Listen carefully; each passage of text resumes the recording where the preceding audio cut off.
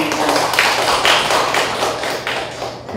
잘 아시겠지만 여기 계신 분들한테 제가 이런 말씀 드리면 사적이겠지만 2015년에 끝난 MDG가 대도국의 빈곤대치 중심이었다면 2015년 12월부터 이제 이행에 들어가는 SDG는 지속가능성 경제뿐만 아니라 사회 환경을 포함하고 그동안의 개도국 공여국에서 개도국 수원국으로 방향이었다면 이제 모든 그런 스테이크홀더들, 개도국과 선진국을 다 포함하는 보편성을 포함하면서 정부 중심, 중앙정부 중심뿐만 아니라 이제는 지방정부 그리고 시민사회, 민간까지를 포함하는 포괄적인 그러한 측면에서 SDG가 MDG하고 차별화되지 않는다 생각을 하면서 다양한 스테이크홀더 중에 지방자치단체, 그동안에 역할이 별로 없었던 지방자치단체가 앞으로의 SDG를 이행하는, 그리고 MDG에 비해서 SDG는 아마 이행성에 더 방점을 줄 것 같은데 그런 측면에서 앞으로 지자체의 역할들이 많이 요구가 될 텐데 벌써 잘 아시다시피 중앙정부하고의 관계라든가 또는 외국의 다른 파트너와의 관계 여러 가지 현실적인 이슈들이 예산을 포함해서 많이 있을 것 같아서 오늘은 여러 가지 그런 이슈들 중에 두 분을 저희가 이 세션에 초대를 해서 일단 외국의 사례와 우리 한국 지방자치단체의 공적 ODA 패턴에 대한 두 사례 발표를 하고 토론으로 이어지도록 하겠습니다. 저희가 할당받은 시간이 80분이라 제 생각에 한 분이 25분씩 발표를 하시고 나중에 두 분 먼저 발표를 하시고 토론은 종합토론 형식으로 두 분께서 더 관심이 있으신 그런 분의 아니면 두 분 다 발표 두 분 다에 좀 골고루 토론을 해주시면 감사하겠고 그 중에 또 한 분에 더 포커스를 맞출 수는 있을 거라고 생각합니다. 그래도 되겠죠, 신문 박사님? 예, 그렇습니까, 팀장님? 예, 그래서 토론은 종합 토론으로 이어지고 또 우리 플로어에 계신 분들도 나중에 시간이 되는 대로 토론에 참여하도록 하겠습니다. 그러면 먼저 여기 우리 프로그램에 나와 있는 대로 중앙대학교 장혜영 박사님께서 한국지방자치단체의 공적개발협력 패턴 분석에 대해서 발표하도록 하겠습니다. 우리가 숫자는 적지만 격려하는 마음으로 큰 박수 부탁드립니다.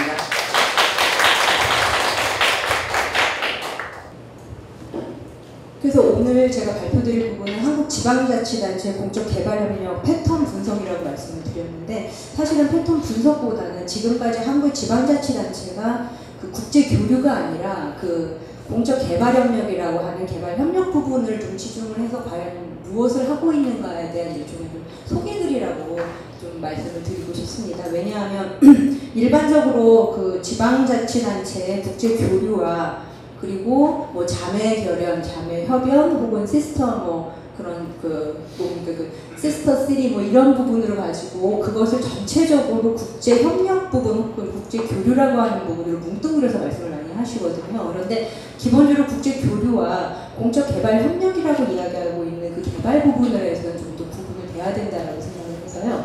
오늘 제가 발표드릴 부분은 공적개발협력 부분에서 현재 한국 지방자치단체들이 무엇을 하고 있는가에 중심을 두었다고 말씀을 드리겠습니다.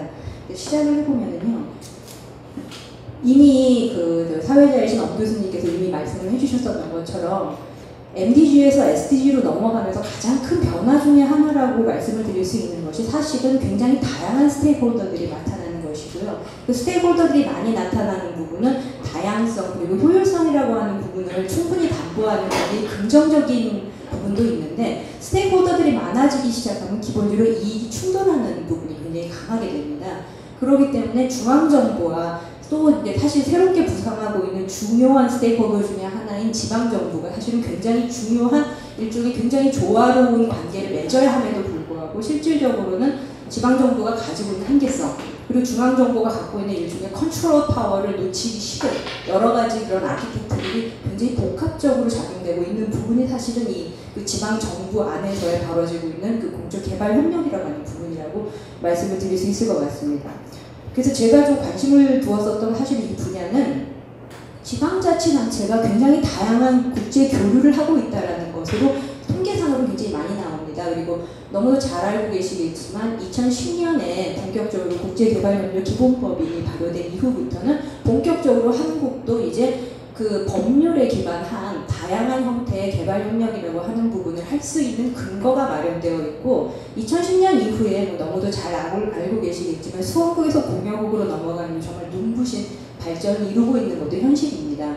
그런데 지방자치단체라고 하는 부분에 대해서는 사실 이 지방자치단체가 어떠한 형식으로 공적 개발 협력을 하고 있는가에 대해서는 참 얘기하기가 좀 애매한 부분들이 좀 있습니다. 그래서 과연 한국은 어느 수준의 지방자치단체들이 어떠한 모습으로 그러니까 공적 개발 협력이라는 걸 하고 있는가라는 부분을 말씀을 좀 드리고 싶습니다. 중요하게 제가 생각하고 있는 부분은 공여국 내에서의 원조 책무성이라고 하는 부분에 사실 제가 최근에 관심을 많이 갖고 있는데요. 그 이유가 뭐냐면 원조 효과성을 높이기 위한 가장 중요한 방식 중에 하나가 그 국내 혹은 국제적인 책무성에 대한 이야기인데 현재 그 accountability라고 하는 부분은 기본적으로 수원국의 accountability에 대한 얘기를 굉장히 많이 하고 계시는데 공여국 내에서의 accountability라고 하는 부분은 아직까지는 조금 덜 관심을 두고 계시는 것 같습니다. 그래서 중앙정부 혹은 중앙의회 내에서의 accountability의 부분은 이제 다시 한번 고민을 해봐야 되는 부분이지만 새로운 스테이크홀더로서 들어오고 있는 지방정부 내에서의 accountability 또한 향후에 궁극적인 총량으로 생각을 하고 있는 원조 효과성을 높이는 중요한 방향이라고 생각을 하고 있습니다. 그러면 사실은 제일 여기서 중요하다고 생각하는 부분 조금 전에 설명을 했었던 것처럼 하위 정부 단위라고 하는 그러니까 서브 내셔널 그룹이라고 하는 역할이 대단히 중요하며 이 부분은 분권화 혹은 분산화라 추진이라고 하는 국제적인 트렌드라도 상당히 맞아 떨어지는 부분이기 때문에 향후 연구의 방향에 있어서도 한국 등 혹은 외국의 사례를 통해서 이런 지방자치단체 혹은 지방에서의 국제적인 국제활동이라고 하는 부분을 좀 더 관심을 갖는 부분이 중요하다고 생각하고 있습니다. 그래서 국제개발협력의 역사 부분은 제가 이제 조금 말씀을 드리고 있는데요. 이거는 이미 여러분들이 너무 잘 알고 계시는 부분이라서 좀 리더너스가 있는 것 같아서 그냥 넘어가도록 하겠습니다. 이미 여러분들이 잘 알고 계시는 제가 12년까지만 말씀을 드리고 있는데요. DAC 원조 총액이라고 하는 부분이 굉장히 증가 추세를 보이다가 최근에 상당히 이제 좀 감소하는 추세에 때로는 이것 때문에 굉장히 많은 부분 원조 재원이라고 하는 부분에 많은 부분을 고민을 많이 하고 있는 부분이 현실이고 이걸 타파하기 위한 PPP라든가 다양한 원조 재원에 대한 이야기 또한 사실은 향후 지방정부가 무언가를 할 때 중요하게 고려해야 되는 부분이라고 생각하고 있습니다.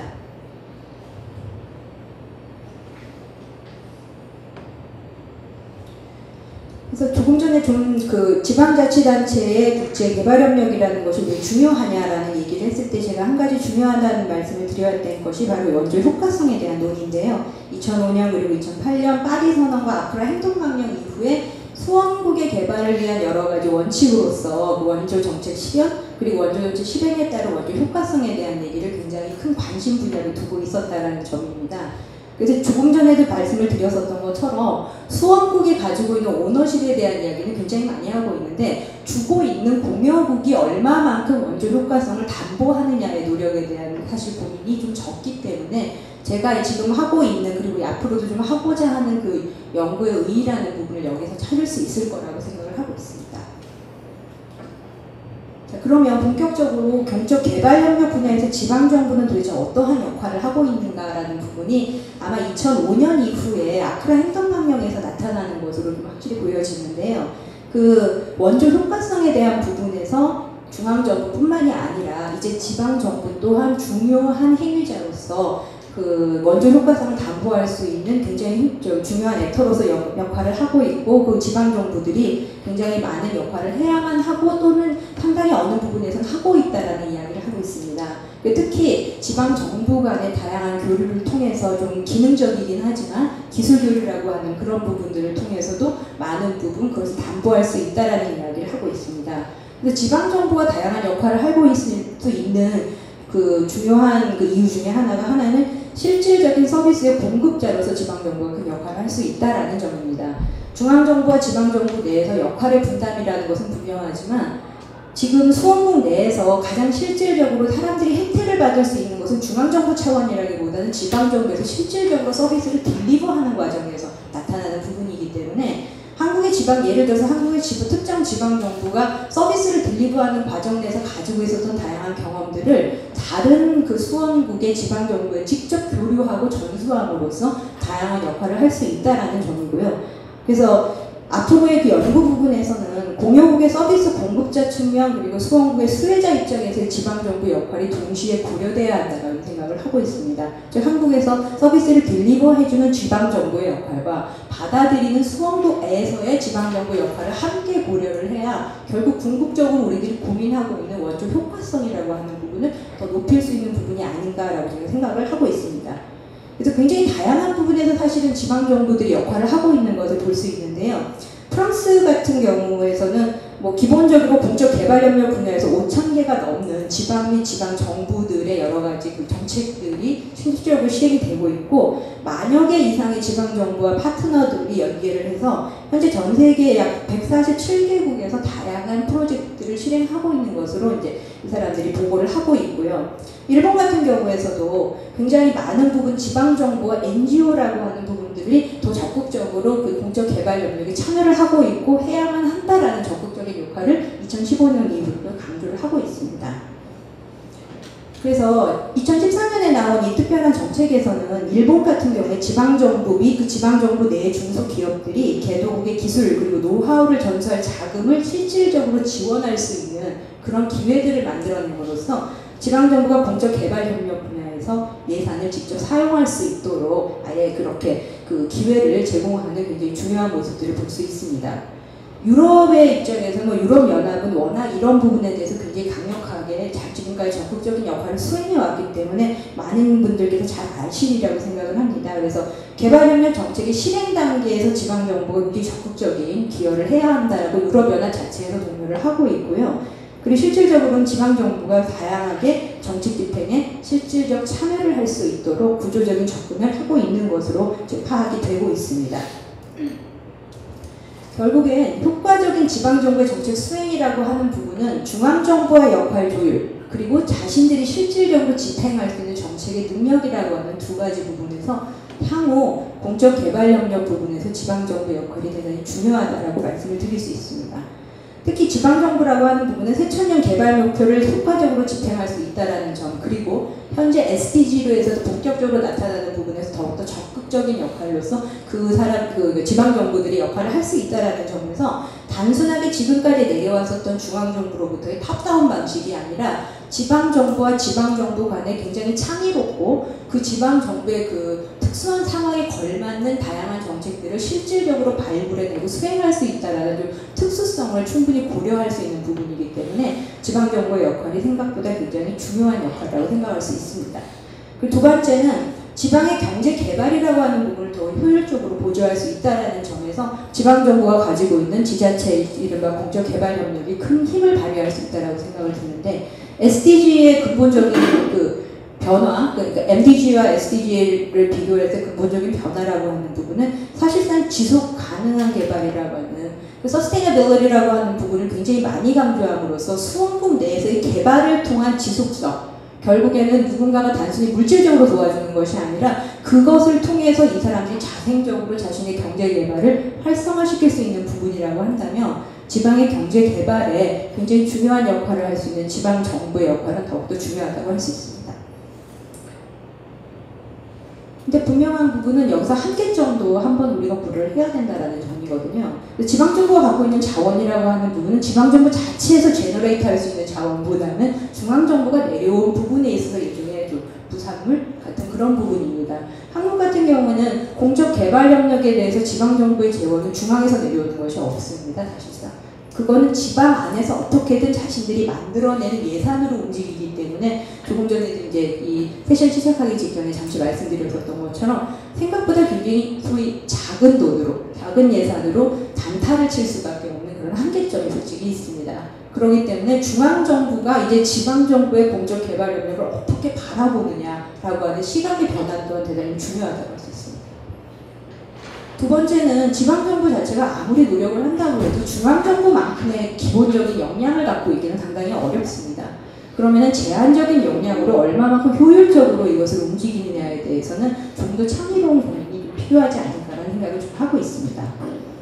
본격적으로 말씀을 드리면 이게 이제 한국의 2010년부터 2014년의 지방자치단체 그 ODA 규모 추이인데요. 이미 보셔서 아시겠지만 굉장히 빠르게 변화하고 있는 모습을 보실 수 있을 겁니다. 이제 순지출액과 ODA 전체에서 지자체의 ODA 비율을 이제 제가 한번 다시 보았는데요. 실질적으로는 굉장히 적은 그 비율을 사실 전체 그 중앙에서 집행하고 있는 전체 ODA 중에 지자체 ODA 비율이 굉장히 낮은 것을 보실 수 있는데 그건 너무도 당연한 것이 중앙에서 내려오는 돈이 없거든요.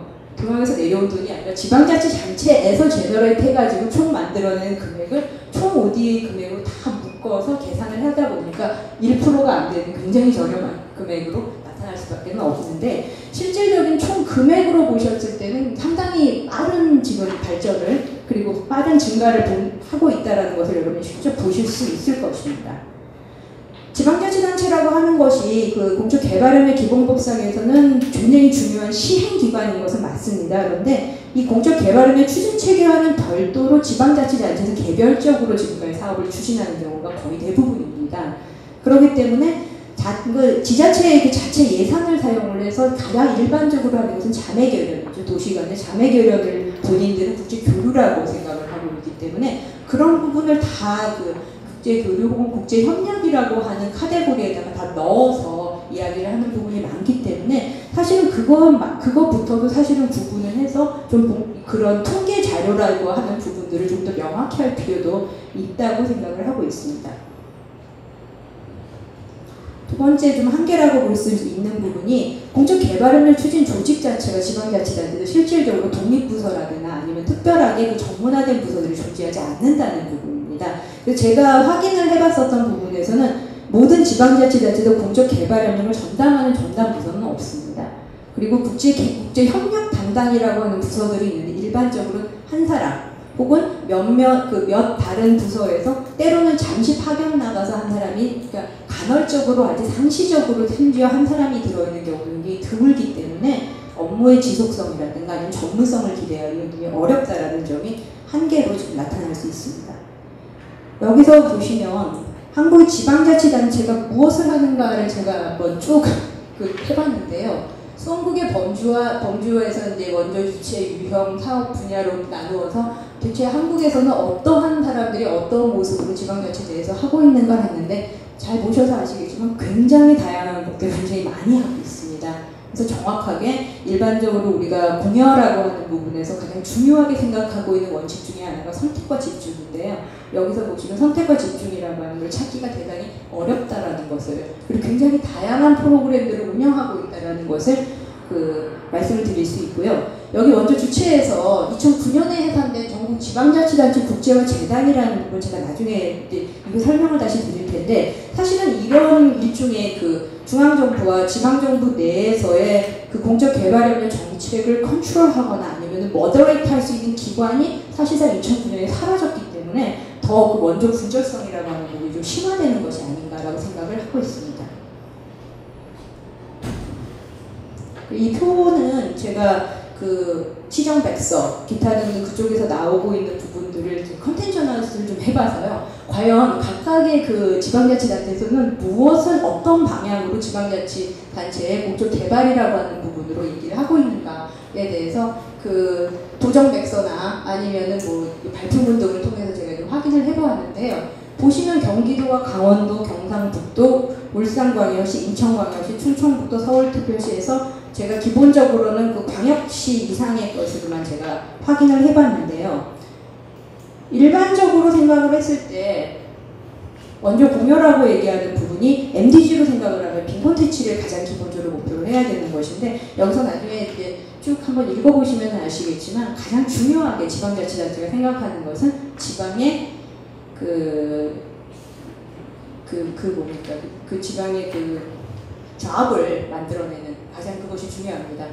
얼마나 많은 그 지방의 일자리를 이것을 통해서 창출할 수 있는가. 그것이 가장 중요한 이 사람들의 목표입니다. 그러니까 결국 MDG에서 가장 중요했었던 그 빈곤의 퇴치라는 것을 일단은 제끼고 얼마나 많은 지자체 내에 기업들이 나가서 홍보를 해서 얼마나 많은 사람들이 조합을 만들 수 있는가에 대해서 가장 중요하게 생각하는 부분이 사실 지방자치단체가 바라보고 있는 공적개발협력의 방향이라고 제가 말씀을 드릴 수가 있을 것 같습니다. 즉 빈곤대치가 주목적이보다는 개발 지방자치단체 직접적인 이익 증진이라고 하는 부분이 이 프로그램을 만들고 프로그램을 진행하는데 굉장히 중요한 방향성이다라는 걸 확인할 수 있고요. 지역의 국제 경쟁력의 강화 혹은 행정 선진화를 위한 교류 활동으로 공적 개발 협력을 인식하고 있다는 점에서도 공적 개발 협력이라고 하는 개념 자체가 중앙정부가 바라보고 있는 것과 지방자치단체가 바라보고 있는 듯 확연한 그 시각 차이를 다시 한번 확인을 할 수가 있습니다. 그래서 결국에는 지방자치단체들이 그 공적 개발 협력을 통해서 얻고자 하는 방향성은 대단히 경제적인 실리를 이야기를 하고 있어서 그 부분에 대한 실적으로서 굉장히 많은 예를 들어서 어느 특정한 그 도시와 자매 결의를 맺어서 거기에서 무슨 특별한 장터를 만들어가지고 거기서 물건을 얼마나 팔았다라는 부분을 실질적으로 교류를 하고 이야기를 하고 그것이 국제협력이라고 이야기를 하고 있는 부분들을 확인을 할 수가 있었습니다. 그래서 보시면 몇 가지 부분에서 말씀을 드릴 수가 있는데 그 특징적인 부분은 일단 그 원조 공여라고 하는 부분에서 지방자치단체는 특정한 그 최빈국이라고 하는 부분에 대한 개념이 사실상은 존재하지 않습니다. 중소득국이든 중저이든 아니면 최빈국이든 그것이 상관이 없이 정말로 무작위로 굉장히 많은 나라들에 대해서 접근을 하고 있는 모습을 해서 조금 전에 말씀드렸었던 한계점이라고 말씀했던 선택과 집중이라고 하는 부분에서는 또 여러 가지 문제를 만들어낼 수 있고요. 일부 국가에 대단히 많이 한정되어 있다는 것은 그건 사실은 뭐 한국에서의 일반적으로 말씀드릴 수 있는 공적 개발 협력 부분에서도 뭐 유사한 모습이 나타나는 것은 사실인데 이 지방자치단체 같은 경우는 76% 정도가 아시아에 일단 집중이 되어 있고요. 그 중에서 몽골, 베트남, 필리핀 지역에 51% 정도의 사업들이 몰려있는 걸 알 수 있습니다. 즉 중복 사업이 굉장히 많이 될 수밖에 없다라는 점이죠. 그래서 그러니까 원조 정책의 효율성이라고 하는 점에서는 중앙정부의 공적개발협력 정책과 그리고 사업의 중복이나 혹은 충돌이라는 부분을 피할 수가 없을 것이다 라고 하는 부분이 하나의 특장적으로 나타날 수 있을 것 같고요.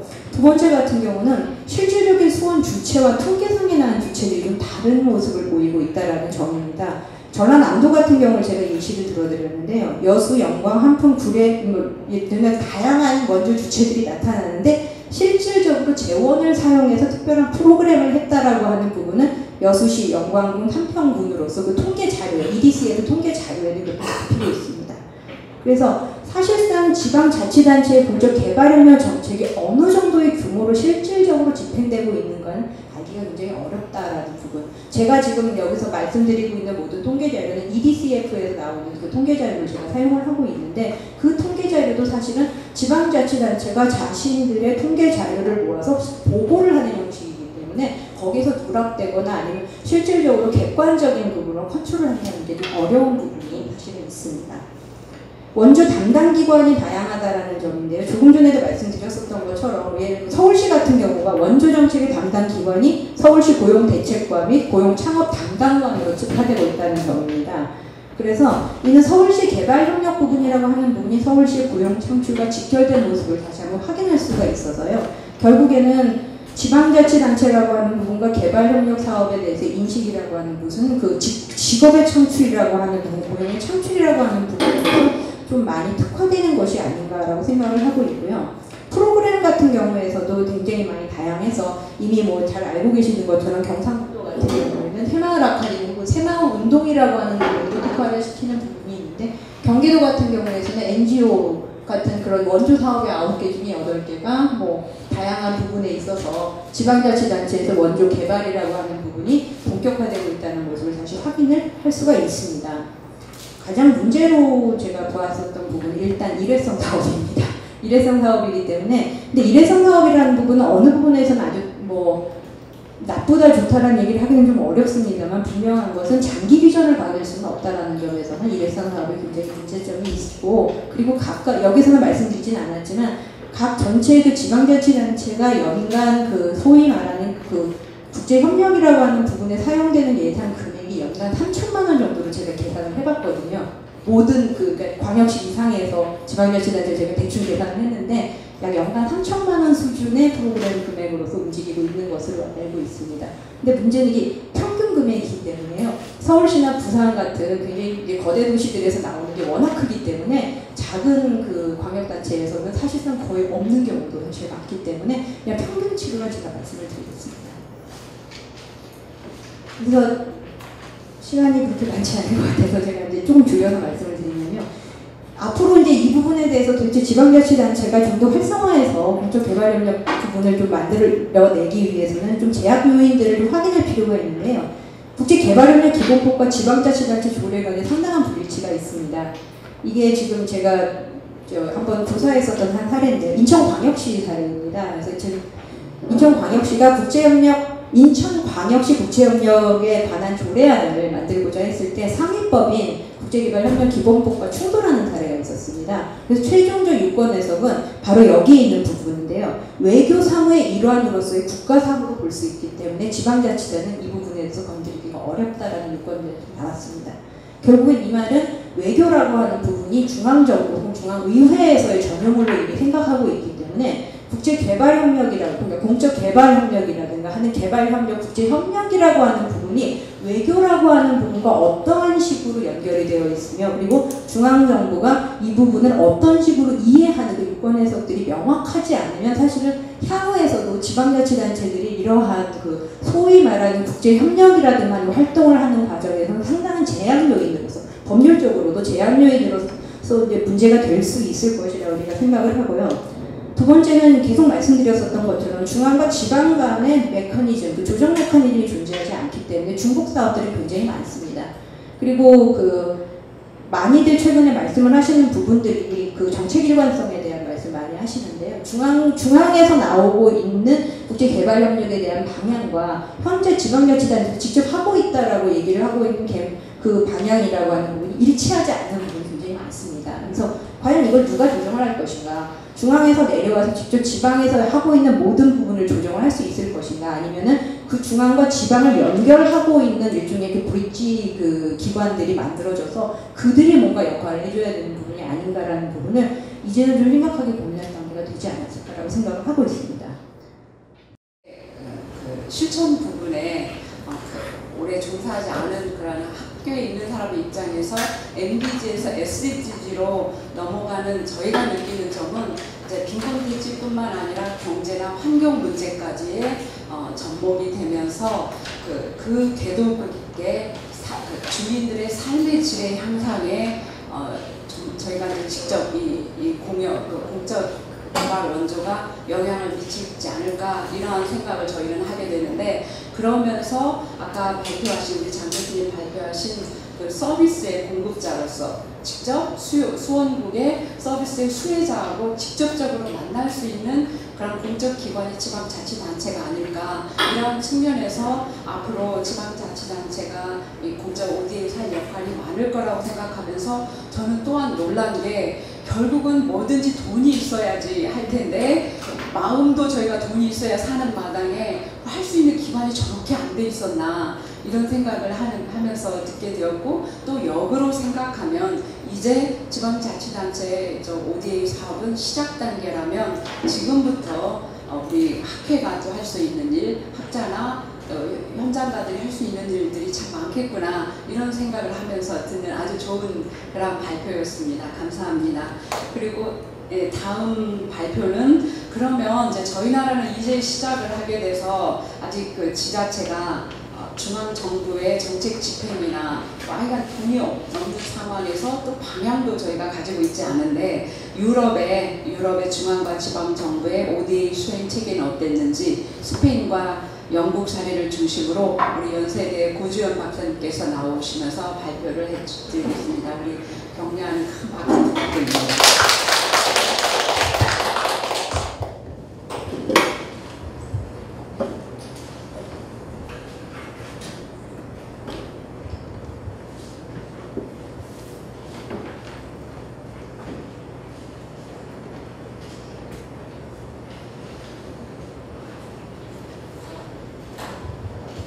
네, 방금 소개받은 고주현이라고 합니다. 연세대학교 동서문제연구원에 소속되어 있고요. 저도 사실 이 국제개발협력 ODA 분야의 전문가는 아니고 유럽연합과 관련한 공공정책 쪽에 관심을 가지고 또 전공을 한 공부를 하고 있는 입장인데 최근 들어서 이 ODA 관련해서 여러 가지 과제 프로젝트들을 진행하면서 또 가장 최근에 한 프로젝트 중에 하나가 이 유럽의 지방자치단체들의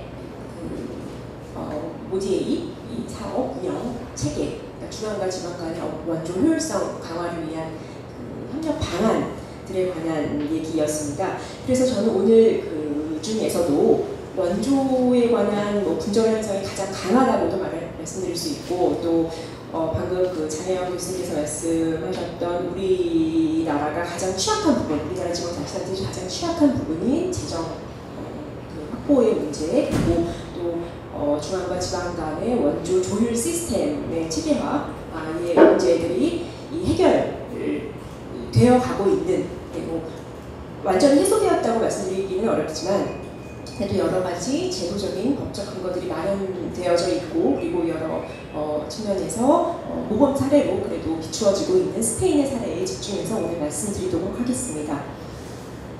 사실 제가 그 발표 PPT를 아마 USB를 통해서 보신 분들은 영국과의 이제 비교는 아니고 영국 사례도 같이 함께 포함되어 있는 걸 발견하셨었는데 영국 같은 경우에는 지방자치단체의 ODA 참여율이 굉장히 낮습니다. 사실 그래서 영국은 굉장히 그 ODA 측면에서 이상주의적으로 굉장히 그 선진적인 그런 활동을 하고 있음에도 불구하고 지방자치단체의 측면에서의 그 함의점은 크게 찾을 수가 없었기에 오늘은 그냥 스페인 사례에 집중을 해서 말씀드리도록 하겠습니다.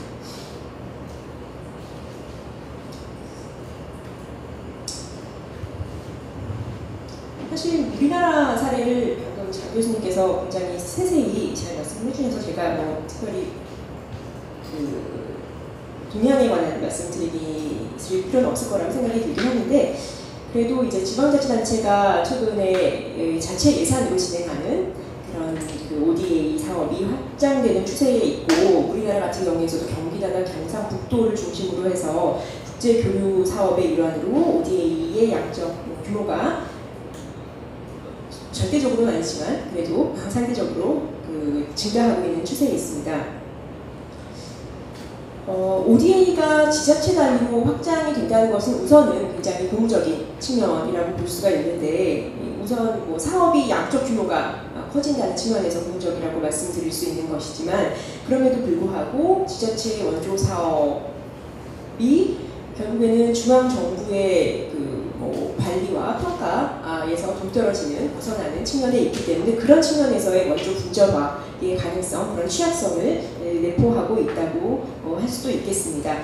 그렇기 때문에 방금 말씀드렸던 스페인의 사례, 그러니까 유럽 국가 가운데서 가장 지방자치단체 ODA가 활성화되어 있는 사례를 보고자 하는 것이고 예를 들면 2002년부터 2003년까지 스페인의 지방자치단체가 운영했던 예산의 규모는 스페인 전체 예산의 18% 정도를 차지하고 있습니다. 우리나라가 아까 말씀해 주셨지만 1% 이내인 점에 비교했을 때는 굉장히 큰 규모라고 보실 수 있겠고요. 2010년에 그 남유럽 재정 위기로 인해서 스페인의 ODA 규모가 전체적으로 다 감소한 측면이 있기 때문에 그때 이제 10% 정도, 지금 현재 한 10% 정도를 지방자치단체의 예산으로 충당하고 있는 것을 확인할 수 있습니다.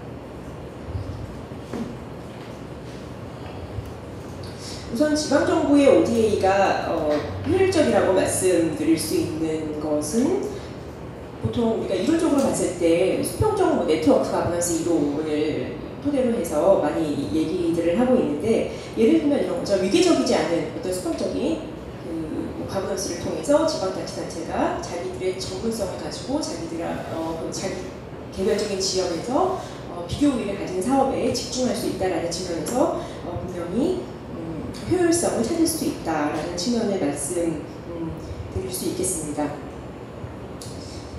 그 중에서도 몇 가지 장점을 주장하는 학자들의 얘기를 측면들을 정리해보면 우선은 중앙정부에 비해서 효과적인 측면으로 자매 결연과 같이 이미 존재하는 어떤 체계를 활용할 수 있다는 측면, 그리고 수원군의 공동체 주민들과 가장 가까이에서 안정적인 서비스를 제공할 수 있다는 측면, 그리고 피어 컨택이 가능하다는 측면, 그런 러닝이 가능하다는 측면, 또 유사 경험, 도전 과제를 안고 있는 지방정부 간에는 상호 이해가 증진될 수 있다는 측면들, 이런 측면들을 가지고서 중앙정부보다는 더 나은 효과성을 기대할 수 있다라고 얘기하고 있습니다. 또 하나는 지방정부가 중앙정부와 달리 외교적인 어떤 정치적인 이해관계에 따라서 원조 정책을 쉽게 변화시키진 않을 것이라는 어떤 기대라는 측면에서도 연속성과 지속성이 보다 높을 것이다라고 생각할 수 있겠고요. 그리고 마지막으로 ODA의 책임성이 확보된다라는 측면이 있겠습니다. 예를 들어서 분권화 혹은 다층적인 거버넌스 측면에서 지방정부 ODA의 높은 책무성을 기대할 수 있는데, 왜냐하면 행정적으로 시민들과 더 가까운 거리에 있기 때문에 시민들의 의견을 반영하는 데 용이하다라는 측면을 얘기를 할 수 있겠습니다. 그럼에도 불구하고 여전히 문제점도 따르죠. ODA는 기본적으로 중앙정부의 아이템이라는 주장이 가능하고요. 그리고 지방정부 ODA의 상대적 효과성이 실질적으로 아직 검증된 바는 없다라는 주장이 가능합니다. 그리고 지방재정이 악화되는 경우 사례가 많이 보이는데, 그런 경우에는 ODA 정책 분야에서의 재정 삭감이 가장 쉽게 가능한 측면이라고도 볼 수 있고, 또 공유 주체가 한 일국 내에서 많아지게 되면 결국 원조 부조화가 더 심각해질 수밖에 없다라는 측면, 그래서 협력과 조화를 저해할 수밖에 없다라는 측면들이 제기될 수 있습니다. 국제개발협력의 국제적 규모과 발전, 이거는 제가 특별히 말씀드릴 것은 없을 것 같고, 우선은 2014년까지 추이를 보았을 때 절대적인 규모에 있어서 계속 증가하고 있다는 측면, 그리고 이 양적인 증가, 어떤 원조의 증가 외에도 공여 주체가 또 급속도로 증가하고 있다는 측면을 말씀드리겠습니다. 또 하나는 규범과 관련해서 국제개발협력과 관련된 국제적인 논의 동향이 차장님께서도 말씀해 주셨고 장 교수님께서도 설명을 해주셨지만 MDG에서 SDG로 변이 있다. 그래서 지속가능 개발을 강조하고 있고, 그리고 또 책무성이나 글로벌 파트너십 같은 것들이, 같은 요소들이 강조됨에 따라서 결국 지방정부의 ODA 참여에 대한 어떤 정당성을 강조하고 있다고도 말씀드릴 수 있겠습니다.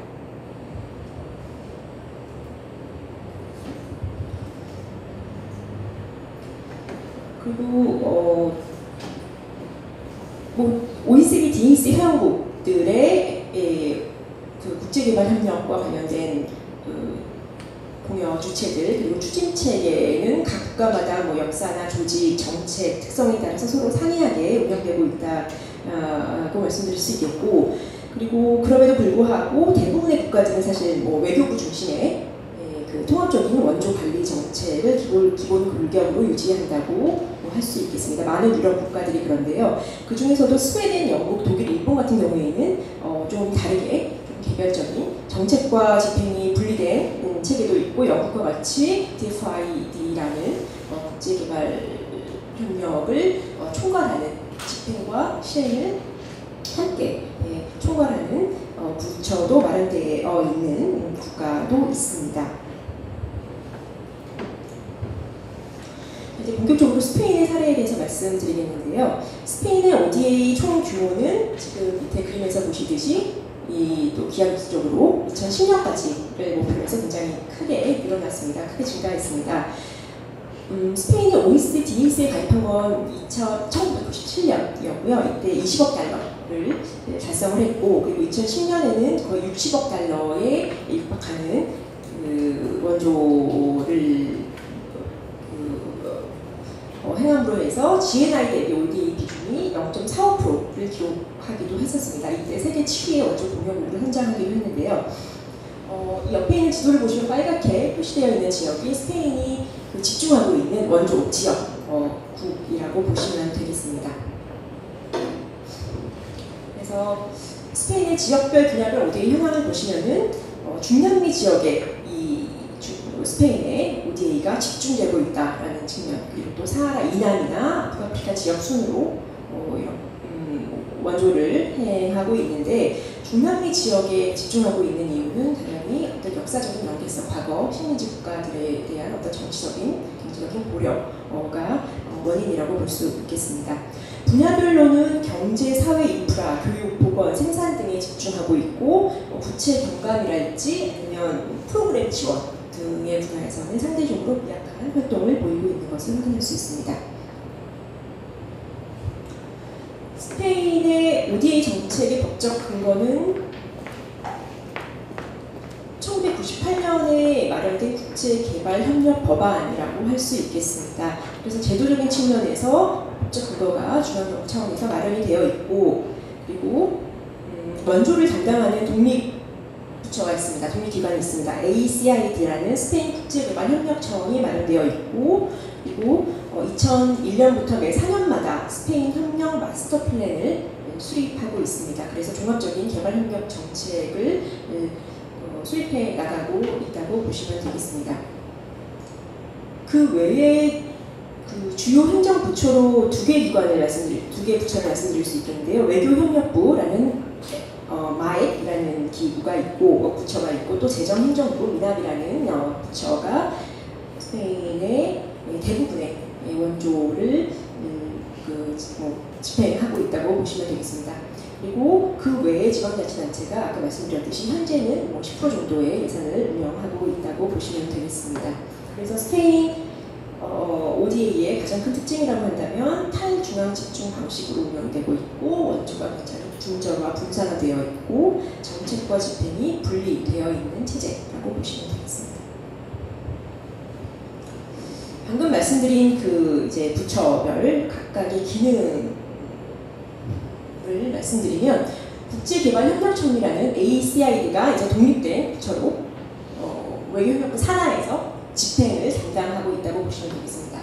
그러니까 정책을 기획하는 부처는 외교협력부이고, 그리고 그 아래에 국제개발협력청이 마련되어 있고, 국제개발협력청 아래에 국제개발기금을 담당하는 개발진흥기금이 또 마련되어 있고, 또 ACID와는 별도의 어떤 따로 독립된 기구인 평가부서인 개발정책기획평가부가 마련되어 있다고 하겠습니다. 또 그 외에 또 재정행정부나 산업관광통상부가 관여를 하고 있고, 또 지방자치단체가 큰 역할을 하고 있다고 보시면 되겠습니다.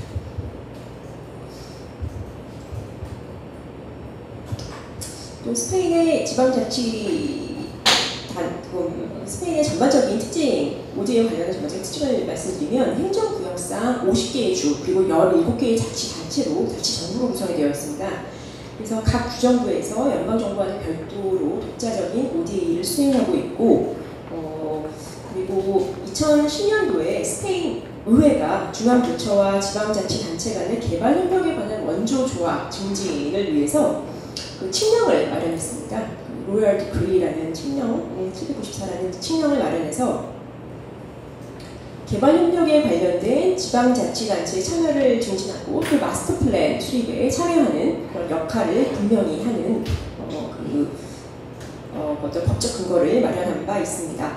그리고 각 지방자치단체들이 파트너 국가들과 개발협력 관련해서 직접 협약의 방식을 취하기 때문에 그 지자체가 개발적으로 수행하고 있는 프로그램에 관한 내용들이 사실 중앙정부와는 좀 별개로 이루어지고, 그 정보가 잘 전달되지 않은 측면이 있기 때문에 이런 것들을 스페인 협력사무소에 전달을 하고, 그리고 컨트리 파트너십 프레임워크에 포함시키도록 하는 내용들을 포함하고 있다고 보시면 되겠습니다. 네, 다음 표는 주요 유럽 국가의 지자체 ODA 규모 비중, 여기에서 바로 스페인이 다른 국가들보다 또 지방국가나 정도가 굉장히 높은 국가들 위주로 표가 작성이 되어 있는데, 그 중에서 독일보다 스페인의 이 ODA 규모가 훨씬 더 큰 것을 확인할 수 있고요.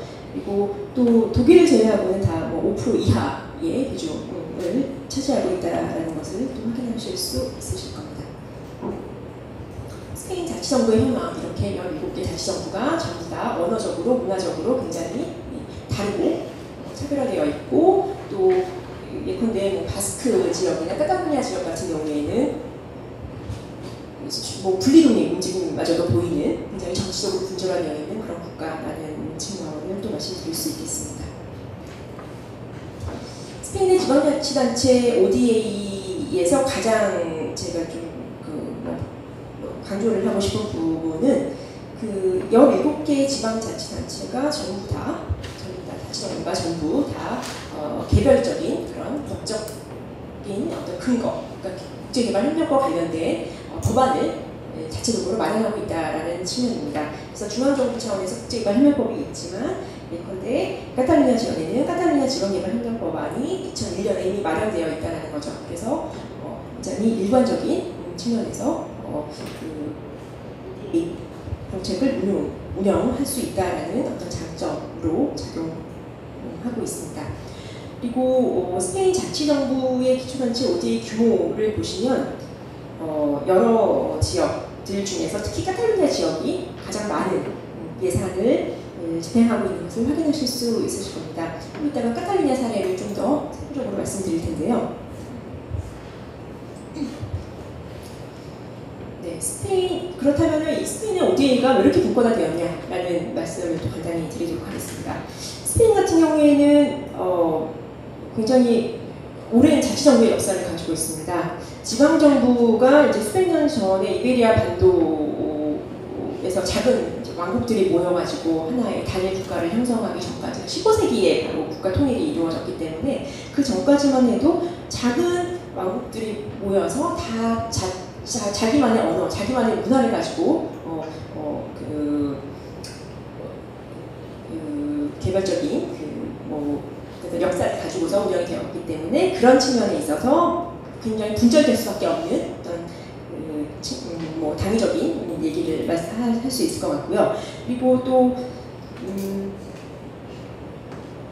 스페인 같은 경우에는 또 ODA 분권의 특징이 강한데 스페인 개별 지방자치단체하고 라틴 아메리카의 지방자치단체하고 개별적인 어떤 교류를 통해서 ODA를 운영해 나간 그런 그 역사적인 전통을 가지고 있다라고도 말씀드릴 수 있겠습니다. 여기에는 아메리카 대륙을 식민 지원하는 과정에서 특정 지방을 중심으로 해서 진행을 했던 어떤 역사적인 연계가 영향을 미쳤다라고 볼 수 있겠고요. 그리고 또 다른 역사적 요인 외에 또 다른 이유들로는 하나는 중앙정부가 지방정부의 ODA 이니셔티브에 대해서 굉장히 무관심했다라는 측면을 말씀드릴 수 있겠습니다. 그래서 굉장히 방관적이었고 나중에는 지방정부의 참여를 또 그냥 허용할 수밖에 없었던 측면으로까지 이어졌고 또 개발원조가 외교의 주변부 이슈라는 그 스페인 외교부의 그런 시각도 작용했다고 볼 수 있습니다. 그리고 또 한 가지는 지방정부 ODA에 반대했던 좌파 정부가 2004년에 집권하면서 지원에 좀 본격적으로 나섰다라는 측면을 들 수 있고요. 그리고 마지막으로 지방 세수가 다른 국가들에 비해서 상당히 높다라는 측면도 말씀드릴 수 있겠습니다. 이 그림을 보시면은 OECD 평균의 그 중앙정부와 지방정부의 세수를 보시면은 거의 우리나라도 그렇지만 2대1, 1대2 비율인데 중앙정부가 2고 지방정부가 낮은데 스페인 같은 경우에 거의 동일한 것을 볼 수가 있습니다. 그래서 지방정부의 세수가 많고 크고 그러다 보니까 지방정부가 운영할 수 있는 예산 집행의 그런 범위가 넓다라는 측면도 말씀드릴 수 있겠습니다. 자, 다음은 그 스페인 지자체의 ODA 원조 추진 체계에 대해서 말씀을 드리겠는데요. 이 그림을 보시면은 스페인의 ODA 추진 체계가 중앙, 지방 그리고 민간 분야를 망라해서 원조 행위자가 이렇게 산재해 있는 것을 보실 수가 있겠습니다. 중앙정부 차원에서도 벌써 14개 부처가 있고 지방자치정부도 아까 말씀드렸듯이 17개가 있고 그 외에도 지역 행정기관이랄지 학계, 대학 그리고 또 민간 분야의 다양한 행위자가 있는데 지금 말씀드리고자 하는 것은 이렇게 많은 행위자가 공여 주체들이 일국 내에 존재하다 보니까 OECD 동료 보고서를 통해서 여러 가지 비판을 받게 됩니다. 다양한 행위자가 참여하는 것은 좋은데 그러다 보니 원조 분절화가 심각해질 수 있다. 그러니까 이제 원조 주체가 대화 채널을 좀 만들고 네트워크를 좀 활성화시켜라라는 그런 제안을 받게 됩니다.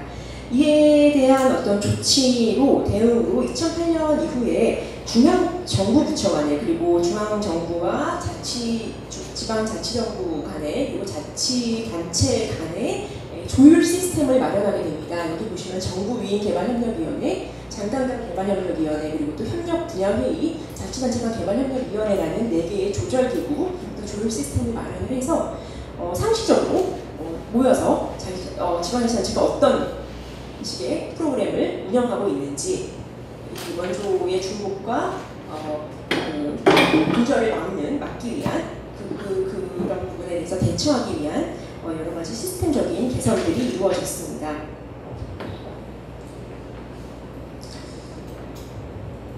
네, 각각의 역할은 여기 이렇게 적혀 있긴 한데, 그러니까 중앙부처 간 개발협력에 관한 회의로 2개의 기구가 마련이 되어 있는데, 정부 위인개발협력위원회는 부수상을 의장으로 해서 각 부처 장관이 모여서 협의하는 기구이고요. 장관 간 개발협력위원회는 정책 조율을 지침하기 위해서 4개년 마스터 플랜과 국제협력 연간 계획을 준비하는 작업을 각 부처별로 모여서 원활히 할 수 있도록 하기 위한 시스템이고, 중앙과 지방 자치단체만에도 마련된 시스템이 있는데, 이게 개발에 관한 협력분과회의고, 중앙과 지자체의 고위급 정책기관과 협의기구로서 연 1회, 물론 굉장히 좀 만나는 횟수가 적어서 취약한 점도 있긴 하지만 그래도 협의체가 있다는 측면에서 의미가 있다고 보실 수 있겠습니다. 그리고 지방자치단체 간에도 개발협력위원회가 마련되어 있어서 각 자치장들이 모여서 마스터플랜과 연관계획에 대한 정보를 제공하고 있습니다. 카탈루냐 사례를 간단히 이제 마지막으로 보겠는데요. 카탈루냐가 아까 말씀드렸듯이 17개의 자치정부 중에서 가장 많은 예산을 ODA에 쏟아붓고 있다는 것을 보셨을 것입니다. 카탈루냐 같은 경우에는 1998년에 OECD 보고서를 통해서 지역 자체적으로 여러 시민사회 그리고 민간 협력이 굉장히 활성화되고 있다는 긍정적인 효과를 받은 바 있지만, 그럼에도 불구하고 역시 다양한 행위자들이 참여하다 보니까 원조 조화, 공여 주체 간의 원조 조화가 필요하다라는 지적을 또 함께 받았습니다. 그래서 원조 효과성 제고 그리고 빈곤 감소에 관한 국제논의 동향과 필요성에 공감을 해서 지역 자체적으로 국제개발 협력에 관한 자치 법안을 2001년에 마련한 바 있습니다. 이를 통해서 개발협력 활동에 관한 카탈루냐 지방의회, 외교업무중장관, 기타 부서들의 역할을 규정하고, 그리고 카탈루냐 자치정부, 국외 자치지역, 관련기구들과 조율협력 증진을 위한 규정, 그리고 개발협력 위한 부처간위원회, 지역당국과의 조정위원회, 개발협력이사회 등 지역 자체적인 지역 자체적으로 원조 조화를 위한 시스템이 마련되어 있다고 보실 수 있겠습니다. 그리고 아까 스페인 중앙정부 차원에서 국제개발협력청이라는 독립 집행처인 ACID가 마련됐다고 말씀드렸는데, 카탈루냐도 역시 ACCD라는 카탈루냐 개발협력기구를 자체적으로 마련해서 개발협력 정책을 수립하고 또 시행을 담당하게 하고 있습니다. 그리고 지역 국가적으로 매 4년마다 개발협력 마스터 플랜을 도입하고 있습니다. 네, 마지막 자리인데요. 이어서 카탈루냐의 ODA 예산은 주정부로부터의 보조금 그리고 프로젝트 파이낸싱을 통해서 조달하고 있습니다. 그래서 ACCD, 아까 카탈루냐 국제개발협력 전담 부서와 또 카탈루냐 주 정부가 함께 프로젝트 기반 하에 코파이낸스를 운영하고 있고, 예를 들어서 2009년부터 13년까지 매년 ACCD가 NGO나 비정부 기구에 제공한 어디 예산을 보면 평균적으로 15,000유로에서 15,000유로에서 5만 유로까지 굉장히 광범위하게 있다고 볼 수 있겠습니다. 그래서 결론적으로 말씀드리고 싶은 것은 스페인의 경우에 이제 지역 차원의 높은 예산 비율을 토대로 ODA 실행 부서가 마련되어 있고, 또 지방자치 차원의 법 제도화가 구축되어 있다는 측면, 이런 부분들이 장점으로 적으로 말씀드릴 수 있겠고, 지역 차원의 다개년 개발 협력 전략도 수립하고 있기 때문에 일관성 있는 정책 기조가 유지 가능하다. 그리고 또 시민사회 참여, 민관 협력 프로그램 활성화로 인해서 개발 협력의 예산 확보를 노력하고 있다는 측면. 그래서 ODA에 관한 시민 이해 부모 프로그램 등에 있어서 지방 정부가 기교 우위가 있는 활동에 사업에 좀 더 강조점을 두고 사업을 운영하고 있다라는 측면을 끝으로 말씀드릴 수 있겠습니다.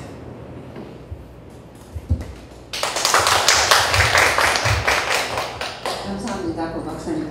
그 스크린을 사례로 저희가 보니까 저도 배웠는데 1998년에 이런 지방자치단체를 포함하는 법안이 마련이 됐는데 저희가 2010년에 마련됐으니까 저희가 한 12년 좀 지져 있고 또 스페인이 지금 법안이 마련되어 있고 정책과 집행이 분리되어 있으면서 또 그러다가 보니까 지방자치단체하고 정부 간의 조율과 협력에 대해서 지금 많이 노력을 하고 있고 4년마다 마스터 플랜을 세우고 있는 이런 그 방향이 앞으로 또 저희 나라가 같이 벤치마킹 해가면서 효과성을 위해서 노력해야 하지 않을까 하는 그런 생각을 하면서 들었습니다. 좋은 발표 우리 고 박사님 감사드리고요. 네, 저희가 시간이 20분 정도가 남았는데 여기 발표자 두 분도 이제 나와 주셔야 할 것 같고요. 그다음에 우리 토론자 두 분도 나와 주셔서 우선 오늘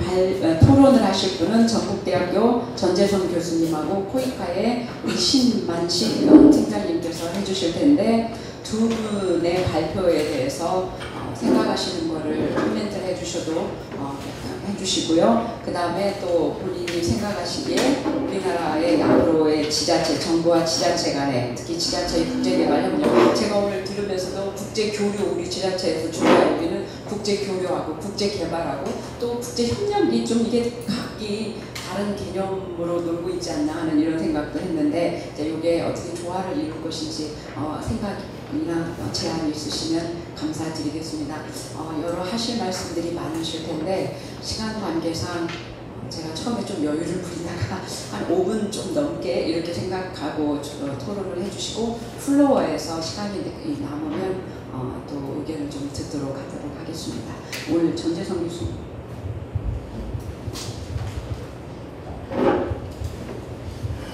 네, 저는 인도네시아 노동운동 학위가 있었기 때문에 국제개발협력의 전문가는 아닙니다. 얘기하다 보니까 다 전문가는 아닌데 시대가 요구하여 이렇게 된 것 같습니다. 신만식 선생님만 전문가실 것 같고, 근데 이제 이게 시대가 요구하는 게 느껴지는 게 제가 그 압박을 많이 받아요. 그러니까 이를테면 참여연대 국제연대위원회에서 지금 손혁상 회장님과 같이 ODA 모니터링 사업 시작할 때도 했었고, 그 다음에 전북대에서 우리 엄영수 교수님하고 CK 사업단, 국제개발협력과 관련된 학생 육성 사업단이에요. 그것도 그 다음에 이따가 사라지셨는데 저 뒤에 이제 전북국제교류센터 오셨는데 거기 또 자문도 맡게 되고, 그러니까 이게 ODA가 굉장히 지방 차원이나 국대 차원에서도 계속 이제 뭔가 답해야 되는, 연구하고 뭔가 안을 내야 되는 그런 걸로 다가온 것 같습니다. 제가 한 10분 하라고 하셔서 여러 가지 적었으나 5분 내외로 하라고 해서 이제 줄여야 되는데, 그럼 이제 좋은 얘기 다 빼고 몇 가지만 줄여서 일단 근본적으로 두 분의 발표에서 대해서 통해서 많이 배웠고, 그 다음에 그거에서 무슨 큰 이견이나 이런 게 있는 건 아닙니다. 그렇지만 이제 질문과 제 의견 몇 가지 이렇게 추가해야 될 것 같습니다. 첫 번째, 일단 장혜영 교수님에 대한 질문은 공적개발 협력이라는 말을 사용하셨단 말이에요. 이게 지금 지방 차원에서 고민이 되는 건데, 이제 공적개발 원조가 있고 그 다음에 지방에서 원래 하던 국제교류협력이라는 게 있단 말이죠. 그래서 이걸 합쳐서 얘기하는 것인지, 이것 중에서 일부 취사 선택해서 일단 국제교류협력에서 개독과의 교류협력을만 띄어서 이제 합쳐서 이게 공적개발협력이라고 얘기하는 것인지, 그래서 이 개념이 일반적으로 사용되고 그다음에 지방에서 어떻게 적용될 수 있는 것인지에 대한 궁금증이 있어요.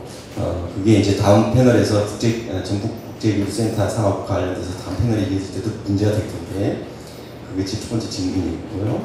그다음에 이제 고지현 선생님에 대한 질문은 이게 지금 우리가 이제 외국을 연구한다고 했을 때 이게 어떤 맥락적인 발전 과정이라는 게 있을 거 아니에요. 현재 시스템 같은 건 이해가 잘 되는데 그리고 이런 시스템이 스페인식의 어떤 중앙과 지방 또 지방 지자체의 이니셔티브가 굉장히 강한 스페인식 원전 모델이라는 게 어떻게 해서 만들어지게 되었는지에 대한 설명이 좀 필요한데 그럼 많이 또 설명을 해주셨어요. 제가 원래 PPT를 볼 때보다 지금 직접 얘기를 들으니까 훨씬 이해가 잘 되는데 근데 이제 이게 지방 차원에서 먼저 OD 이니셔티브가 있고 그것이 중앙이 방관하다가 그다음에 그걸 조정할 필요성이 생겨서 시스템이 만들어지고 이런 건 이해가 되는데 그럼 최초에 스페인에서 지방 차원의 원조 이니셔티브가 어떻게 형성되는가에 대한 설명 빠져 있어요. 사실 궁금한 점인데 만약에 이제 원조가 고귀한 것인지 아니면 이기적인 것인지 모르겠으나 고귀한 것이라고 했을 때 스페인의 지방 정부들은 어찌하여 이런 세계를 돕겠다는 고귀한 마음을 품게 되었는지에 대해서 그 얘기가 빠진 것 같아요. 그래서 제일 첫 번째 스토리가 빠져 있다. 그거를 좀 들었으면 좋겠다. 다른 지금 아니면 들을 기회가 없을 것 같다. 이런 생각이고요. 그다음에 이제 몇 가지 이제 이야기인데. 제일 첫 번째로 일단 장혜영 선생님이 이제 지방자치단체 국제교류에 대해서 몇 가지 문제를 제기하고 계시고 그건 다 맞다고 보는데 두 가지 점에서 조금 생각이 다른데 하나는 지역 편중 문제를 얘기하세요. 그러니까 우리 지금 다 아시아에 주로 집중돼 있고 뭐 동남아 이런 데 집중돼 있다 이런 얘기를 하시는데 이게 뭐 선택과 집중일 수도 있지 않나. 그래서 지금 지방자치단체가 다 정신없이 이제 국제교류를 하고 하는데 그래도 뭔가 집중되어 있는 게 있다면 아시아다. 이건 좋은 거 아니냐. 그리고 지방 차원에서 봤을 때 없는 돈으로 다니려고 하면 교통비도 생각해야 되거든요. 가까운 아시아. 그 다음에 또 이제 아시아에서 한국이 일정한 지역적 역할을 하는 것도 중요한 것 같고 그 다음에 뭐 아까 프리젠테이션 들어보면 스페인도 몇 개 지역에 집중되어 있는 거니까 그거를 너무 비판하면 좀 그렇다. 이제 뭐 이거 좀 확장시켜야 되는데 이것이 뭐 좋은 출발일 수도 있겠다라고 인정해 주는 것도 필요하지 않다라는 거고 그 다음에 현실주의적 실리 추구 그러니까 지방자치단체에서 교류를 함으로써 뭘 먹을 것이 얻어먹을 게 뭐냐 자기들이 이 실익을 자꾸 생각한다는 건데 이건 맞아요. 맞는데 우리 전라도 도지사께서도 뭐 이거 해가지고 뭘 먹을 게 있는가에 관심이 많으시고 말이죠. 그런데 우리가 활교 효과는 생각해야 된다. 그래서 지역에서 도민들의 서포트를 받아가면서 이게 지속 가능한 교류 협력을 하려면 이게 뭔가 지역도 뭔가 개선이 된다라는 그런 교류 협력의 피드백 효과 이걸 좀 생각할 필요가 있다는 거죠. 그랬을 때 이게 너무 피드백이 지금 도에서 생각하는 거는 무역이니 뭐 자업이니 그 다음에 뭐라 그러나 뭔가 뭐 이런 경제 실리 위주로 너무 생각하고 있어서 이게 문제인데. 제가 이제 거꾸로 이제 강조하는 거는 이런 피드백 효과 중에서 우리가 고려해야 될 거는 인재 육성, 즉 인재 육성 차원에서 피드백 효과가 있으면 좋겠다 라는 거고 그 다음에 글로벌 시민 육성, 좀 더 세계 문제와 계속 나오는 SDG 같은 문제에 지역 주민들이 이 자각도가 높아지게 되는 그래서 좀 더 국제적으로 지구 차원에서 괜찮은 시민이 되는 이런 시민교육 효과 그 다음에 뭐 국제화를 담당할 수 있는 인재 육성 효과 이런 게 특히 이제 대학에 있다 보면 지역 거점이기 때문에 관심이 많이 가거든요. 이런 쪽의 피드백 효과에 대해서 그러니까 이것도 실익이다라는 거죠. 교류를 협력할 때 그런 거를 좀 구분해서 비판하고 구분해서 지적해 주실 필요가 있지 않느냐는 거고 그 다음에 공히 두 분께 요구해야 되는 거는 지방 정부가 원조에 참여하는 것이 실로 국제 원조의 효과성을 높이는데 말 그대로 효과적인가에 대해서 이제 뭐 이런 이론이 있고 저런 이론이 있다 이렇게 얘기하시고 그러는데 이게 지금 지역 차원에서는 지역에 있는 자원을 활용해서 국제 원조를 할 것인지 말 것인지에 대한 고민이 있는 거거든요. 그렇기 때문에 이게 지금 당위적으로 당연히 지방 대 지방끼리 교류하면 뭔가 효과적일 것이다. 이런 수준 좀 더 넘어서 어떤 거는 경험적으로 효과가 나왔고 어떤 거는 지금 논쟁주의고 이런 걸 좀 구분해서 가름을 타주면 우리 도에서 일하는 사람이라든가 도와 협력해서 이 문제를 파헤쳐야 되는 우리 지방 교수들도 좀 큰 도움이 될 수 있을 것 같다라는 겁니다. 그 다음에 단계적 발전 전략 좀 제시돼야 되는 게 아니냐 이런 거고요. 그러니까 지금 단계에서 뭘 할 것인가. 이를테면 지방 차원에서는 국제교육센터 같은 것을 만들어서 이런 문제를 다루는 담당 주체 형성이 필요한 것 같고, 중앙 차원에서는 혼자서만 하려고 하지 말고 일부 예산을 할애해서 지방자치단체의 참여를 유도하고 좀 우리 안에서의 나눔이죠. 그게 좀 이 현재 단계상 그런 게 제한돼야 되는 것 같아요. 그러니까 스페인과 우리 한국의 두 논문을 보면 격차가 분명히 있는데 그걸 가지고 현재 함의를 뽑아낸다면 지금 당장 우리에서는 어떤 거를 할 수 있을까 이런 거고요. 전체적으로 제가 제안드리고 싶은 것은 마지막인데 이를테면 공여국에서 어떻게 지방정부의 그런 그 수행체계가 먼저 수행체계가 지금 관심이 되는 거 아니겠어요? 한국도 그렇고 스페인도 그렇고. 근데 이제 수원국에서는 지방정부가 어떤 식으로 원조를 받아서 원조가 어떤 분에 필요하다고 생각하고 어떻게 이걸 실행하고 있는지에 대한 연구도 세트로 이루어져야 되는 게 아닌가. 제가 연구한 인도네시아 같은 경우에는 이게 지금 쉽지 않을 텐데, 그러니까 지방정부 차원의 수준이라는 게. 그래서 이것도 같이 이루어지면 좋겠다. 이번 국제관을 그렇게 해서 언제 다음번에 지방 원조에 대해서 얘기할 때는 수원국의 시스템도 같이 다뤘으면 좋겠습니다. 이상입니다. 좋은 말씀 감사합니다. 이 자장으로서 코멘트는 삭제하고 다음 우리 신만식 팀장님의 토론으로 넘어가겠습니다.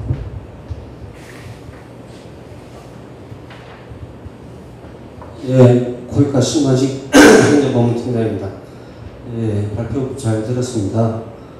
예, 지금 장혜영 교수님, 고주현 교수님 다 우리 장혜영 교수님 같은 경우는 우리나라 지자체 5대 사업 추진 현황에 대해서 잘 설명해 주셨고, 고주현 교수님은 외국의 지방자치단체가 어디에 어떻게 펼쳐나갈 것인가 그런 이제 설명을 해주신 것 같습니다. 두 분 다 그 발표의 취지는 우리나라 지자체 5대 사업이 어떻게 하면 발전해 나갈 것인가를 고민한 것으로 저는 생각합니다. 그래서 결론은 어떻게 하면 이제 우리 지자체 사업들이 5대 사업들이 어떻게 하면 잘 해나갈까 그런 방향을 지금 모색하는 시간이라고 보면 제가 그렇게 이해하고 있습니다. 근데 여기에서 우리나라에 이제 사실 지자체 5대 사업은 아시겠지만 개발협력기본법상 지자체가 이제 5대 시행기관으로 이렇게 정해져 있습니다. 기본법 제2조에 보면은 시행기관 정의가 이렇게 나와 있어서 어차피 이제 지자체도 사실 법적으로 5대 시행하는 데는 아무 문제 없습니다. 그리고 지자체가 자체 예산으로 편성할 수 있기 때문에 중앙정부에서도 어떻게 크게 관여할 어떤 권한이 명백하게 또 좀 어렵습니다. 그래서 그러다 보니까 지자체에서 법적으로도 5대에 가능하고 자체 예산으로 꾸려져 나갈 수 있기 때문에 앞으로도 지자체의 어떤 단체장의 어떤 의지로 해서 국제개발협력 5대 사업이 계속 크게는 아니겠지만 유지되면서 늘어나지 않을까 싶습니다. 그래서 이렇게 쭉 추세를 보면은 지자체 5대 사업이 늘어나고 있고요. 올해 같은 경우에 한 165억 원, 우리나라 전체 5대 예산의 한 1.6% 차지하고 있습니다. 그리고 더 사업도 다양해지고 있고, 그 다음에 그 지역도 범위도 다양해지고 있습니다. 장혜영 교수님께서 얘기하신 대로 그럼에도 불구하고 지자체 5대 추진 체계라든지 조직이라든지 인력, 그 다음에 예산 이런 부분에 있어서는 여러 가지 한계점이 사실 있습니다. 그런 한계점을 이제 개선하기 위해서는 결국에는 중앙정부와의 어떤 연관, 그 다음에 이제 네트워크라든지 협력 관계가 필수적으로 이루어져야 된다고 봅니다. 지금 발표 내용 중에서 그런 부분이 좀 더 보완돼야 되지 않을까 싶은데요. 우리나라 지자체와 중앙정부 간의 어떤 관계, 어떤 그런 부분, 어떻게 하면 그 관계를 갖다가 잘 개선해 나갈 것인가. 그러니까 지자체 5대 사업이 늘어날수록 우리가 뭐 흔히들 얘기하는 5대의 분절하는 늘어날 수밖에 없을 거라고 봅니다. 그러면 그러니까 물론 늘어난 그 다원한 주체 5대 시행 주체가 늘어나는 다양해진다는 것은 물론 꼭 나쁘다고는 할 수는 없습니다. 다원화된 어떤 그 전문성을 가진 그 주체가 그렇다고 해서 또 막연하게 그냥 다 다원화돼야 되는가? 어떤 중앙에서 컨트롤 타워 역할을 할 수 있으면서 어떤 그 중앙정부의 5대 또 저희가 지금 코이카 같은 그 무상원조 한 우리나라 전체의 70% 차지하는 기관과 함께 어떤 협력 관계가 필히 형성돼야 된다고 봅니다. 그런 부분에 있어서 문제를 좀 해결해 나가야 되지 않겠나 싶고요. 제가 보기에는.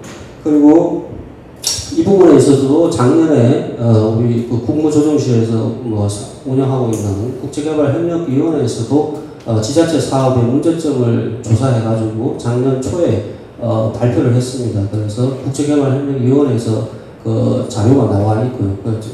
세상에. 거기에서도 지적한 부분이 뭐 지자체 그 5대 추진책의 한계점을 얘기하면서 어떤 발전 방안을 제시한 부분이 있습니다.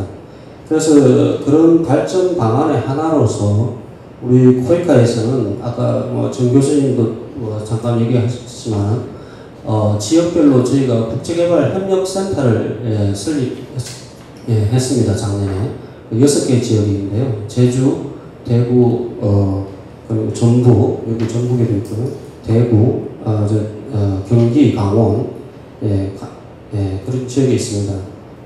그 국제개발협력센터는 여기 지자체, 도와, 그리고 거점 국립대학교, 여기 지역의 전주에서는 전북대학교, 그리고 코이카, 간의 3자 간의 그 MOU를 통해 가지고 요 대학 내 개발협력센터를 설립했습니다. 그래서 코이카가 사실 중앙정부의 중앙정부의 그 무상원조의 전담 기관이기 때문에 중앙정부의 원조 정책이라든지 같은 시행 계획에 그걸 따를 수밖에 없고요. 거기에 맞춰서 시행하고 있고 그런 부분에 있어서 이 지방 정부의 그런 중앙 정부의 그 전략 그다음에 그런 걸 갖다 공유하면서 지자체와 같이 연계를 하면서 이렇게 사업을 추진하고 있고요. 그다음에 코이카의 어떤 가지고 있는 그 최대의 장점이라고 할 수 있는 것은 해외 조직입니다. 해외 조직. 저희가 47개국에 48개의 사무소가 있거든요. 그러니까 모든 5대 사업은 사실 현장에서 궤도국에서 이루어집니다. 궤도국에서 이루어지는데 발굴, 시행, 물론 중요합니다. 사업 발굴하고 시행 다 중요합니다. 근데 지자체가 발굴하고 시행은 할 수 있어요. 근데 그럼 그 사업 관리는 어떻게 할 거냐는 거죠. 그 사업 관리가 현장에서 일회성으로 이루어지고 끝난다면 누가 그걸 어떻게 지자체가 계속 사업 관리를 할 수 없는 거거든요. 그래서 저희 코이카와의 협력 관계가 제가 보기에는 필수로 이루어져야만 지자체가 그 사업이 지속 가능하게 이루어질 거라고 봅니다. 그래서 저희가 이 개발협력센터를 통해서 사업도 같이 발굴하고 가능하면 같이 시행하고 그리고 사업 관리도 저희와 같이 할 수 있도록 그런 협력관계가 앞으로 중장기적으로 맺어져야만 지자체 5대 사업의 질적인 그 효과성도 올라갈 것이고 지속 가능하지 않을까 생각하고 있습니다. 그런 부분에 있어서 저희도 코이카에서도 계속 그 지자체와 협력관계를 중요하게 생각하고 앞으로도 더 그런 쪽으로 더 협력을 강화해 나갈 거라고 준비하고 있습니다. 시간 관계에서 이상 듣겠습니다. 감사합니다. 시간이 지금 거의 저희가 끝나가고 있는데 그래도 너무 아쉬우니까 플로어에서 혹시 질문이 있으시면 한두 분 성함을 발표하시고 좀 큰 소리로 저희 마이크가 거기까지. 중국대학교 송영입니다. 지금 베트남 행복 프로그램 공주교화 사업 계획관리 맡고 있고요. 제가 사실 신만식 팀장님 말씀하신 거를 얘기하려고 했는데 말씀해 주셨는데 제가 하나만 예를 들면 이런 거죠. 경북도에서 생활세계화 재단이라는 게 있거든요. 지자체에서 하는 겁니다. 근데 이제 아까 김인 이사님이 뭐라고 하셨냐면 코이카가 주도를 하던 전까지는 주도를 주도를 했지만 이제부터는 플랫폼을 갖다 제공하시겠다고 그러더라고요. 이게 뭐냐면 예를 들면 이런 거죠. 아까 말씀드린 경북도의 생활세계화 재단이 지금 베트남 사무소에 그 사무실 같은 거 빌려가지고 자치원이 일을 하고 있고 따로 사무소를 갖는 게 아니라 그러니까 사무소가 경북도 지자체에 어디에 사업가가 도와주고 있는 거죠. 그래서 제가 볼 때는 앞으로 아까 말씀하신 대로 그러한 사례들이 좀 더 많아져야 된다고 생각해요. 그런 구체적인 사례를 갖다가 제가 볼 때는 뭐 장애인 교수나 고지원 교수님께서 좀 많이 배분하셔가지고 시발시 팀장님하고 그런 것들을 갖다가 좀 많이 안겨주셔야 지자체에서 또 이런 자체적으로 사업을 만들어서 거물리지 않지 않겠냐. 그런 것들을 갖다 좀 많이 힘을 주시면 좋겠다는 말씀입니다. 세계화재단하고 포인트 사무소하고 베트남 사무소. 시간은 안 돼서 우리 발표자께서 정말 1분씩만 활용을 하셔서 간단하게 이 중에 가장 중요하다고 생각하시는 그 질문이나 제안에 대해서 간단한 답변 부탁드립니다.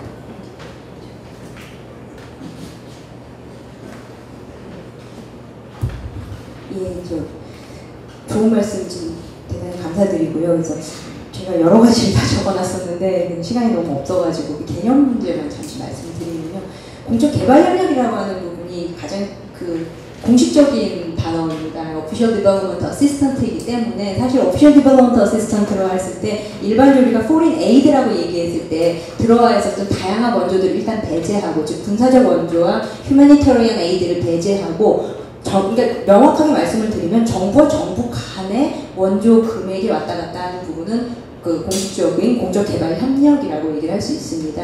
그 안에서 이제 이제 지방에다 어떻게 적용을 가능할 것이냐라고 했을 때 정부와 정부 간이기 때문에 이것이 센트럴 거버먼트가 아니라 로컬 거버먼트 내에서도 가능한 부분이 분명히 존재를 하고요. 그래서 공적 개발 협력이라고 하는 개념 자체는 명확하게 현재로서는 가장 정확한 공식 언어입니다. 그래서 그 부분을 말씀을 잠깐 드리고 조금 전에 여러 가지 현실과 실익 부분 저도 충분히 공감하고 선택과 집중이기 때문에 아시아 부분이라고 얘기하셨던 거 저는 전적으로 공감을 하고 있습니다. 그래서 나쁘다라는 것이 아니라 선택과 집중을 하는 과정 내에서 지방자치단체 간의 중복 문제가 또 굉장히 심하거든요. 그래서 그 부분에 대한 조율 부분을 좀 더 고민을 하셨을 때 선택과 집중으로 아시아 지역에 집중을 하나 모든 지방자치단체가 동일한 프로그램에 들어가는 것은 분명히 중복이기 때문에 좀 문제가 있지 않을까라는 생각을 해서요. 그래서 그런 부분에 대한 고민이 좀 더 필요하지 않을까라고 생각을 하고 있습니다. 그래서 다른 부분은 제가 또 나중에 말씀을 드리겠습니다. 감사합니다. 네, 저도 유익한 코멘트 좋은 질문 감사드립니다. 제가 직접적으로 말씀드릴 수 있는 건 아마도 스페인식 원조 모델의 기원에 관한 부분을 말씀드리는 게 좋을 것 같은데 아까 제가 발표 때 말씀드렸지만 스페인이 16세기 라틴 아메리카를 식민 지원하는 과정에서 스페인의 지역과 중남미 지역 간의 개별적인 어떤 교류가 아마 최초의 그런 협력, 국제교류 협력의 시작이었다고 지방자치단체 차원에서의 시작이었다고 볼 수 있을 것 같습니다. 그리고 또 한 가지 두 번째 이제 기점이라고 한다면 스페인이 1976년에 프랑코가 사망하게 되고 독재가 풀리면서 민주화를 이루고 또 1986년에 공동체에 가입을 하게 되는데 그 두 가지 아마 역사적인 기점을 역사 사건을 기점으로 해서 민주적이고 어떤 책임성이 있는 그런 국제 행위자로서 스스로를 인식하게 되고 그러면서 국제개발 어떤 원조에 참여하게 되는 계기가 되지 않았다는 생각이 듭니다. 그리고 또 하나는 2004년도에 자파정부가 집권을 하게 되면서 지방정부 차원의 ODA를 스페인 전체의 ODA로 인정하게 된 부분들 그런 어떤 몇 가지 역사적 기점을 갖고 있다고 볼 수 있습니다. 리스판스도 짧게 그러나 요점적으로 말씀해 주셔서 감사하고요. 제가 오늘 이렇게 결론을 이제 마무리를 하면서 저희 나라도 앞으로 지자체에서 공적 개발 원조가 협력이 활발하게 될 텐데 제가 요즘 사회적 경제 쪽에 관심이 있어서 이렇게 연구나 공부를 하면서 보니까 사회적 경제가 또 여러 가지 조직 유해 형태가 있는데 그 나라의 특성이나 그동안의 여러 정치 문화 유산하고 관계가 있더라고요. 스페인이 저렇게 지방자치단체에서 공적 원조가 활발한 이유는 제가 보니까 지금 스페인 같은 경우는 복지나 사회 서비스 일자리 창출에 80% 정도가 제3부문에서 일어나고 있습니다. 그거는 저쪽 카톨릭 쪽의 옛날 종교단체나 이런 자산 쪽, 그 나라의 대부분의 복지 문제가 자선단체나 종교단체에서 이루어졌고, 그게 중앙정부 발전을 통하면서 오늘날에 와서 다시 정부가 재정 위기가 되면서 다시 이렇게 제3부문으로 넘어가는, 아마 그래서 지방정부가 이렇게 공적 외국을 원조를 직접 할 수 있는 것들은 거기서 집행할 수 있는 NGO라든가 시민단체라든가 이런 활발한 제3부문들이 있지 않아서일까. 그러면서 저희 나라도 앞으로 저희가 지방자치단체가 물론 예산이 부족한 것도 문제지만 그걸 실제로 할 수 있는 사람들이 중요한데, 우리 지역 내에서의 다양한 국제개발협력의 NGO들이나 여러 단체들, 민간이라든가 대학도 좀 관심을 갖고 이렇게 많은 사람들이 관심을 가지 해야 되지 않을까 하는 생각을 하면서 들었었습니다. 그리고 마찬가지로 아마 오늘 장 교수님이 초반에 모두를 꺼냈는데, 결국 원조 효과성도 이 지방자치단체가 이거 하면서도 그쪽에도 처음부터 고민을 해야 할 것이고, 단순한 뭐 일회성 문제도 나왔지만 아웃컴도 중요하지만 또 정 교수님 말씀하신 대로 소셜 임팩트, 다양하게 그 지역의 자원을 활용하고, 그것이 또 그게 그 수원국에도 영향을 미치지만 또 저희 지자체에도 영향을 미치는 다양한 형태의 소셜 임팩트에도 관심을 갖는 이런 노력들이 앞으로 이루어질 거라고 하는 생각을 하면서 이 세션을 마무리하고자 합니다. 참석해서 발표해 주셨고 또 토론해 주셔서 감사하고, 오늘 이렇게 와서 참석해 주셔서 감사합니다. 이것으로 마치겠습니다.